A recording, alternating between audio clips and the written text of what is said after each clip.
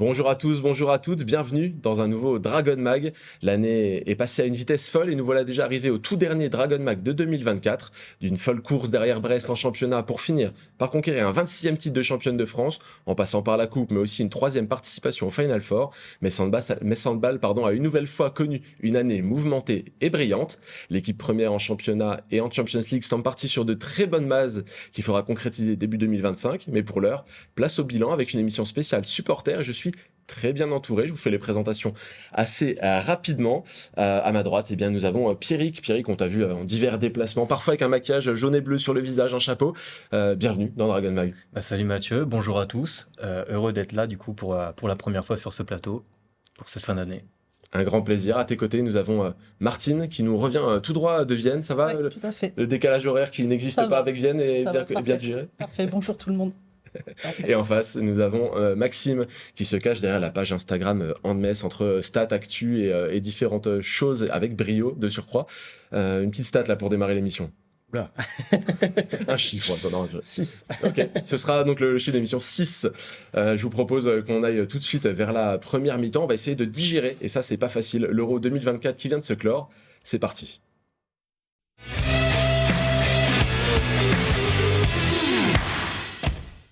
Si vous avez regardé l'émission de la semaine dernière avec Rémi Alézine, on était plutôt enthousiaste en vue peut-être d'une finale française, etc. Ben, ça s'est pas passé exactement comme on l'attendait.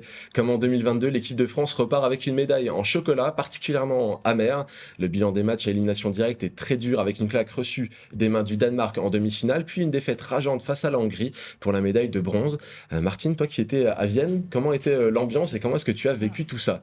Alors l'ambiance était vraiment formidable parce qu'il y avait beaucoup de Hongrois qui sont juste à côté finalement, donc, et beaucoup de Norvégiens. Alors, on était une soixantaine à peu près de Français avec les familles des joueuses. On n'a pas vu trop de Danois, mais franchement l'ambiance était formidable dans la salle, tout autour. Et après, bon, c'est vrai qu'au niveau match, voilà, on a eu les deux matchs qui ont été perdus, mais bon, c'est pas... On a vu aussi de belles équipes et surtout on a vu nos Messines qui ont très très très bien joué, quelles que soient les équipes dans lesquelles ils étaient. Donc, il y a quand même quelques médailles pour des Messines, même si l'équipe de France n'a pas performé. Il y a une petite satisfaction qui est attirée. Pierrick, justement, on va revenir sur sur la demi-finale de l'équipe de France face au Danemark. La tactique de Jesper Jensen a primé et puis bon, Anne Mette Hansen a encore une fois joué un rôle intéressant. Oui, Anne Mette Hansen, après moi j'ai toujours trouvé qu'Anne Mette Hansen, avec la cape du Danemark sur ses épaules, a toujours été impressionnante. J'ai toujours trouvé qu'elle a eu un rôle de leader impressionnant lors de tous ses matchs avec le Danemark. Elle porte une autre casquette que ce qu'elle porte avec Metz Handball généralement, qu'elle tire les pénaltys, enfin, elle prend vraiment ce rôle de leader. Après, c'est vraiment une voix sur le terrain.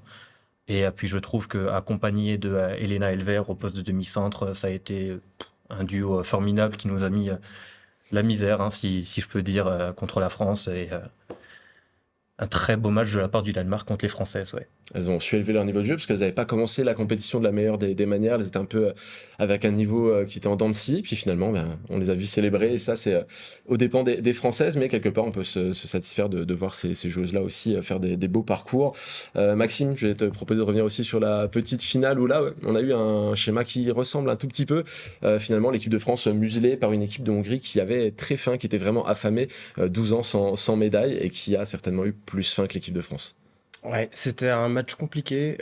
Après, la Hongrie commence à monter de plus en plus sur la scène internationale, avec des joueuses comme Greta Martin, Petra Simon, Sophie. J'en oublie, il y en a plein. Et déception un peu, mais finalement, la Hongrie méritait de gagner ce match. Sur l'ensemble de la compétition, on a le sentiment qu'elle est quand même à sa place, cette équipe de Hongrie. Elle a fait une grosse prestation. On reparlera un petit peu après de The Vizmere notamment, qui a fait... des performances énormes. Elle a bien aidé son équipe. Petra Vamos aussi, dans un rôle différent de celui qu'elle incarnait à Metz quand elle est entrée en jeu. Là aussi, on sent qu'avec l'équipe nationale, il peut y avoir des rôles un tout petit peu différents. Et pour l'instant, j'ai envie de faire une parenthèse sur un dossier qui est peut-être un petit peu chaud. On va le prendre avec des pincettes. Est-ce qu'il y a une responsabilité de Sébastien Gardillou dans l'échec des Bleus ? C'était sa première compétition à la tête de l'équipe. Il était adjoint d'Olivier Crumbles par le passé. Et en sortie de temps mort contre le Danemark, les Bleus bafouillent et finissent à -6. Contre la Hongrie en fin de match, le temps mort du Money Time ne donne rien de bon non plus. Le bilan est assez dur dans les moments clés et il y a eu une interview qui est sortie dans le Républicain Lorrain qui a été réalisée par notre confrère Laura Maurice. Et voilà ce qu'il avait à dire. Je vous propose de regarder un extrait choisi de cette interview. Laura Maurice lui demande comment il a vécu cette première compétition en tant que sélectionneur. Et la réponse est: je me suis beaucoup amusé. Sincèrement, je pensais que j'aurais beaucoup plus de pression, ou peut-être que j'étais prêt finalement à gérer cette pression. Ça me redonne encore plus envie de travailler. Et à la question: vous vous reprochez des choses? Il répond: non, il ne faut pas. J'ai appris à ne pas me faire de reproches. Par contre, j'ai appris à réfléchir. Qu'est-ce que ça vous évoque? Qui a envie de prendre la balle bouillante pour répondre à ce dossier-là? Bon, allez, je me lance. Thierry, ouais. Ouais, je me lance.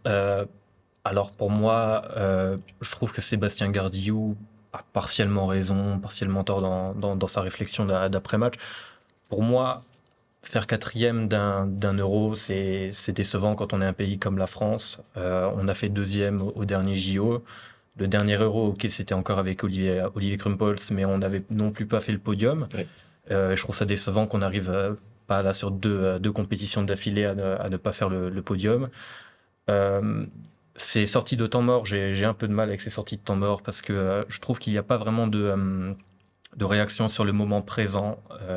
Donc il peut être mené de 3 ou 4 buts. Il va réciter des enclenchements qu'ils ont révisés à l'entraînement en disant vous faites ça, ça, ça.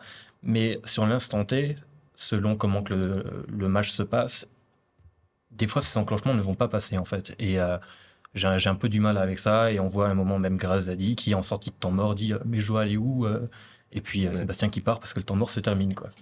C'est toujours un petit peu compliqué quand une joueuse en sortie de temps mort ne sait pas exactement ce qu'elle doit faire. C'est qu'il y a eu un petit souci peut-être de communication. Alors à sa décharge sur les temps morts, Olivier Krumpholz, ça fait longtemps qu'il dit que dans une salle pleine, sur les moments chauds comme ça, un temps mort finalement ça sert pas à grand chose. Au niveau des consignes, il l'a déjà dit plein de fois. C'est plus le moment pour remettre tout à zéro et permettre à tout le monde de souffler et de prendre de l'air. Mais là, sur ces temps morts, en tout cas dans cet euro, on a vu des moments un petit peu compliqués. Mais bon, on aura l'occasion de revoir comment tout ça se passe, puisqu'il y a un mondial en fin d'année. Je doute que Sébastien Gardiou soit débarqué aussi rapidement, donc il va avoir l'occasion d'avoir une année pleine pour travailler autour de cette équipe et peut-être proposer autre chose. On va voir ce que ça raconte. Pour finir sur l'équipe de France, j'ai une petite stat qui pique un petit peu. Laura Flip qui termine dans le top 10 des ballons perdus, elle figure à la 6e place avec 23 ballons perdus. Alors, on va noyer un tout petit peu cette stat-là, puisque c'est autant que Jamina Roberts et 2 de moins que Henny Reichstadt. 2 joueuses qui ont quand même un petit niveau, mais c'est quand même dommage de trouver Laura Flip là. Elle n'a pas semblé particulièrement à l'aise dans ce... En tout cas, même sur la fin de compétition, peut-être, ça a été un petit peu compliqué pour elle. À voir ce que ça donne avec Metz Handball. Je vous propose de passer aux autres équipes à présent. On a pu évoquer la Hongrie dans le cadre de l'élimination de la victoire contre les Bleus. Quelle compétition pour elle, puisqu'elle décroche leur meilleur résultat des 12 dernières années. Martine, tu l'as dit, il y avait pas mal de supporters présents, une sacrée ambiance pour les Hongroises. Tu es habitué du Final Four, tu y es allé plusieurs fois, tu connais l'ambiance avec les Hongrois, mais là c'était fort aussi. C'était fort aussi, oui, parce que la salle était vraiment presque de couleur hongroise. Il y avait vraiment les Norvégiens qui contrebalançaient un petit peu, mais elles sont juste à côté, donc c'était formidable, l'ambiance, la communion des joueuses aussi avec le public à la fin, quel que soit le match, quel que soit le résultat. Ça c'est un truc qu'on ne voit pas encore chez nous, c'est un petit peu dommage, mais voilà, on a un petit peu des exemples à prendre aussi là-dessus, je trouve. Alors je m'adresse aux statisticiens du plateau, c'est ton étiquette. Hein. Et le chiffre n'est pas 6, mais on va parler de The Vizmere, qui plafonnait à 47% de parade après le tour préliminaire, qui a continué de belle façon. Elle termine avec 38,62%. Elle est 3e au nombre de parades totales dans cette compétition, avec 73 parades derrière les 100 d'Anna Christensen, qui a été exceptionnelle elle aussi, et les 80 de Johanna Bunsen. C'est vraiment une compétition XXL. Elle s'est vraiment révélée pour ceux qui la connaissaient pas encore très bien, et pour ceux qui n'ont pas eu beaucoup l'occasion finalement de l'avoir brillé avec Metz Handball depuis le début de saison, ça dit quelque chose.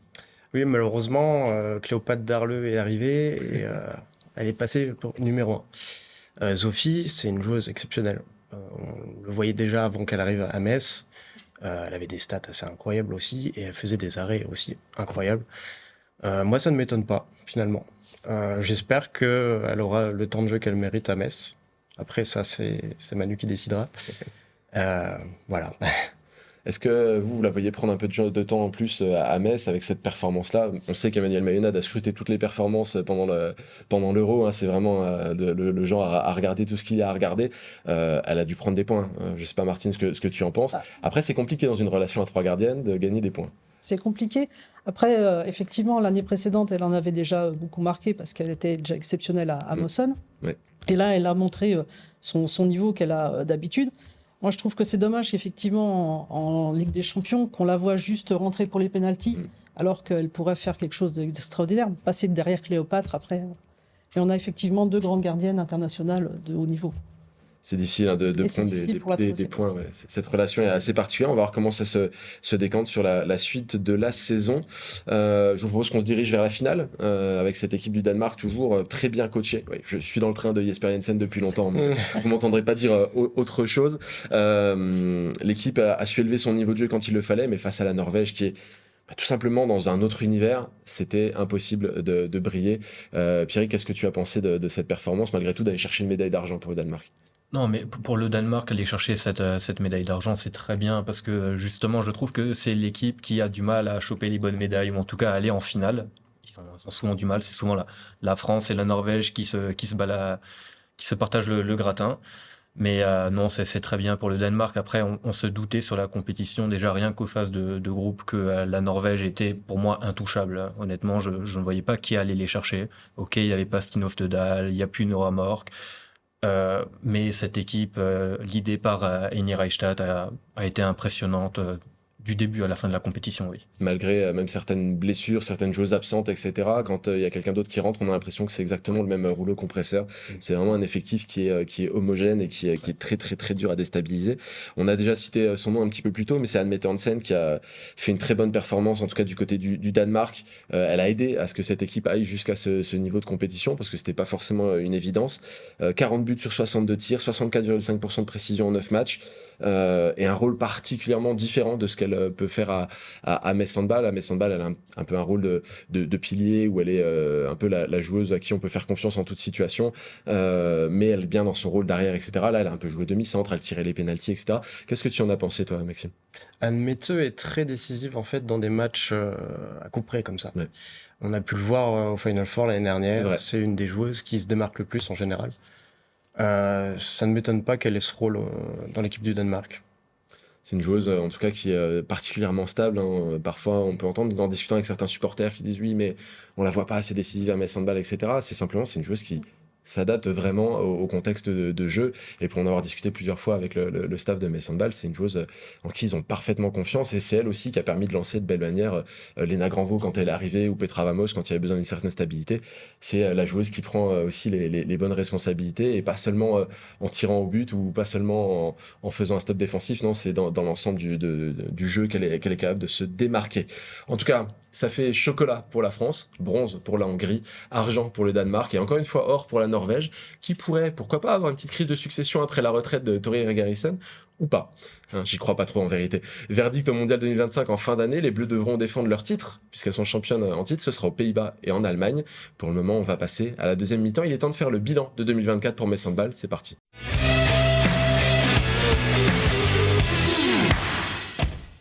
Et pour cette partie, chers amis supporters autour de la table, je vous ai mis à contribution en amont de l'émission.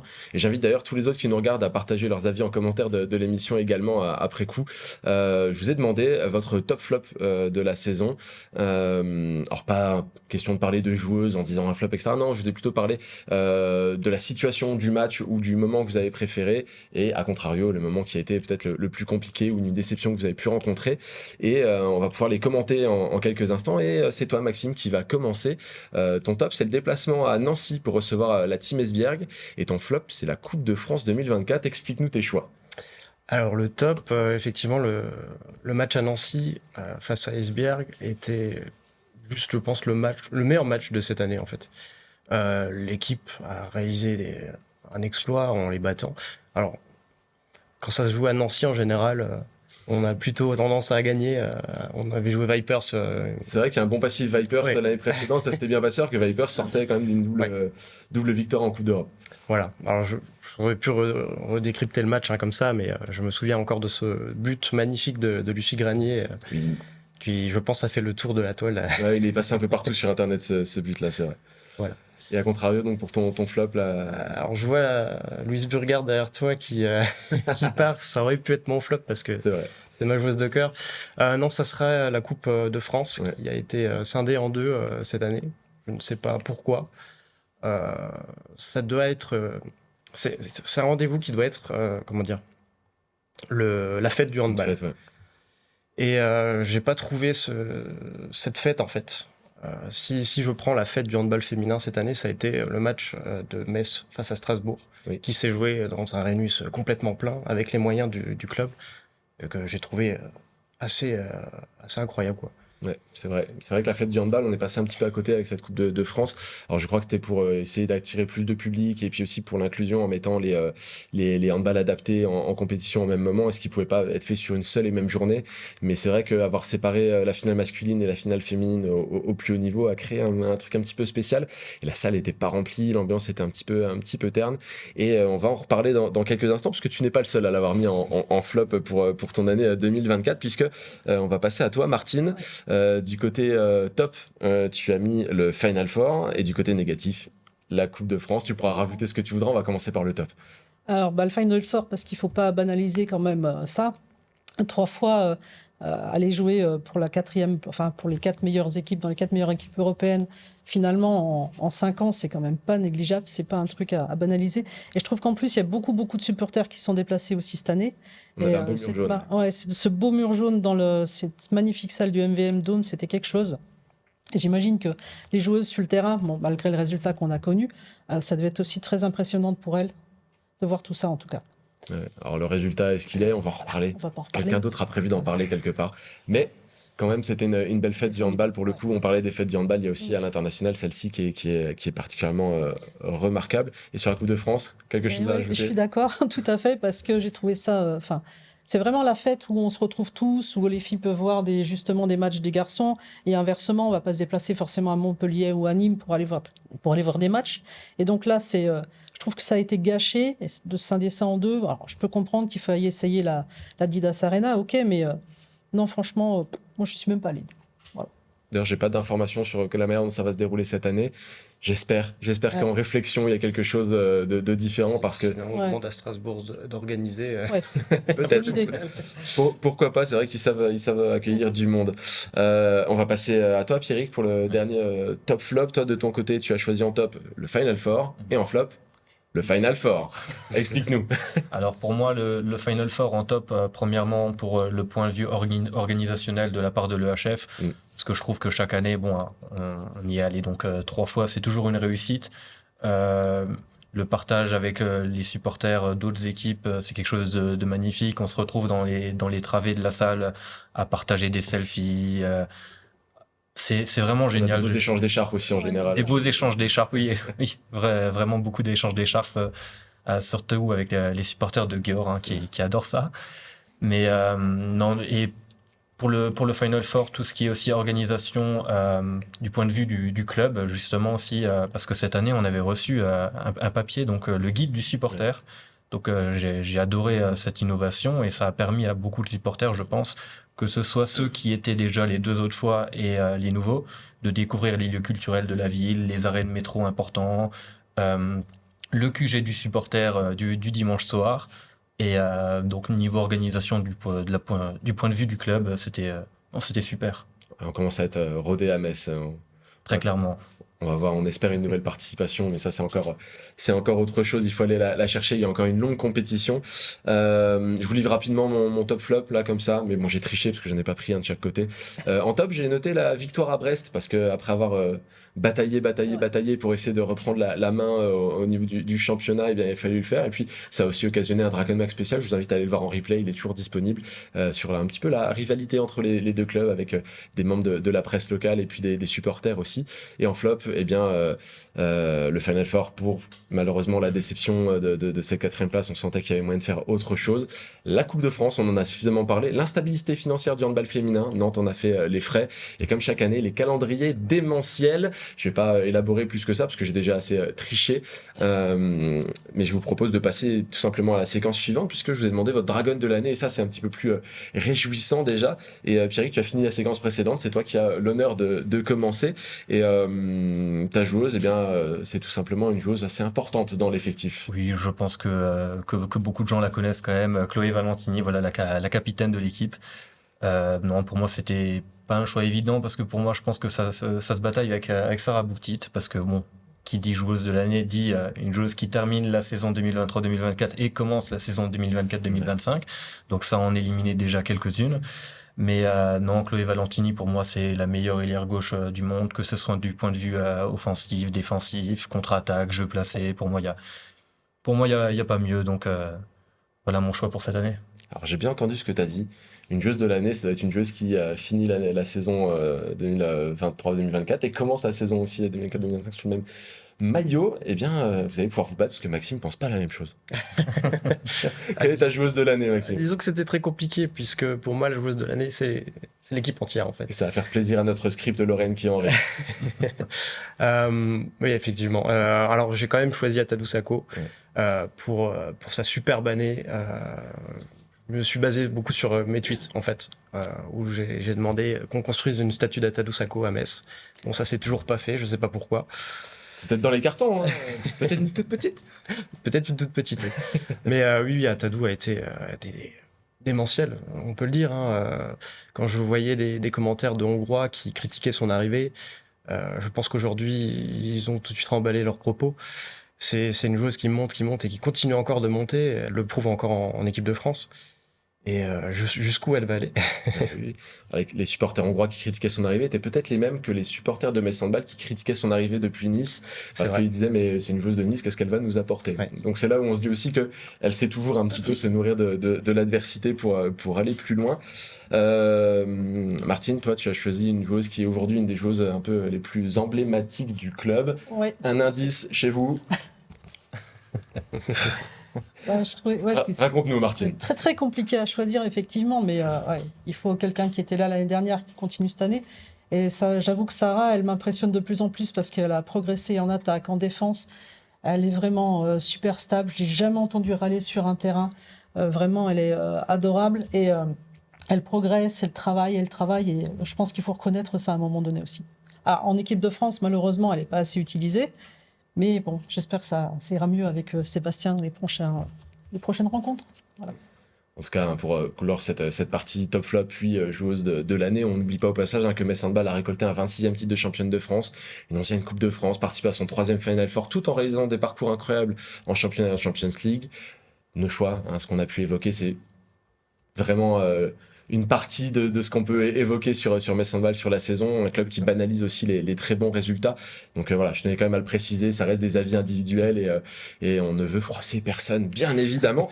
Là, sur la partie suivante, on ne devrait pas froisser grand monde puisque je vous ai demandé quelque chose de particulier, c'est de me proposer une joueuse que vous voudriez voir sous le maillot de Metz Handball, tunique jaune et bleue. Et je vous rappelle avant ça, l'effectif pour les prochaines saisons. On a le visuel des joueuses sous contrat.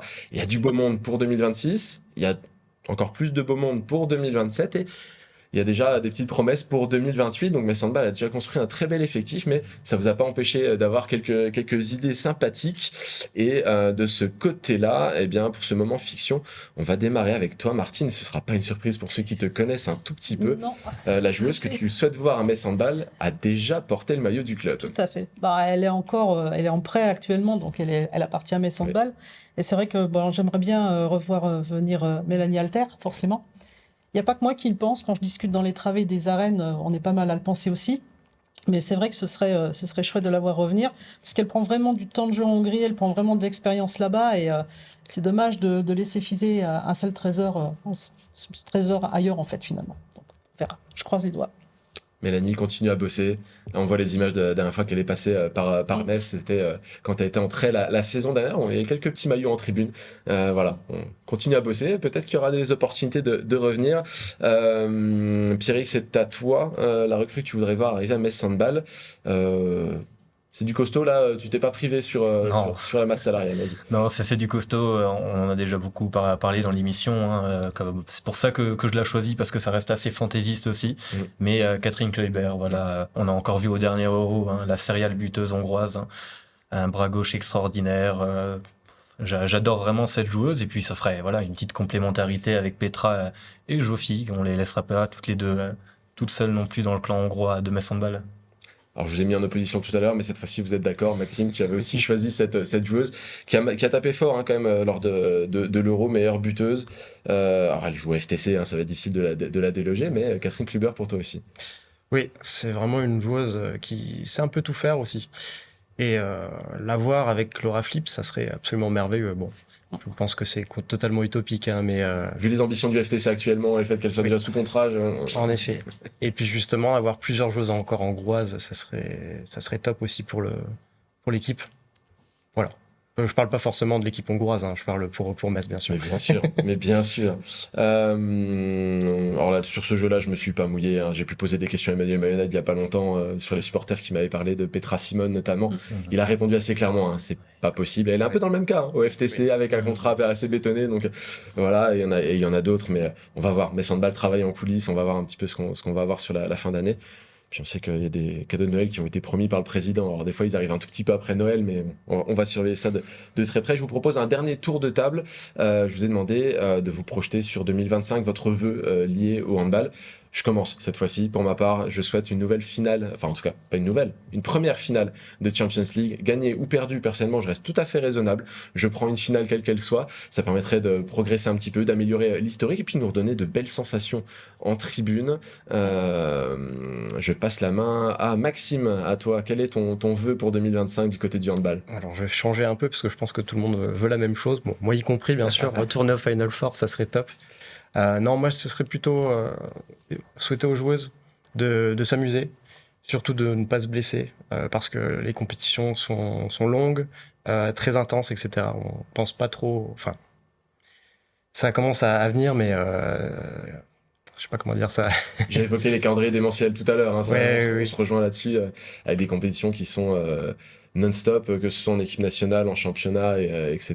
Et c'est compliqué. Les joueuses. Le bien-être des joueuses est très très important en fait, que ce soit mental ou physique, hein, bien sûr.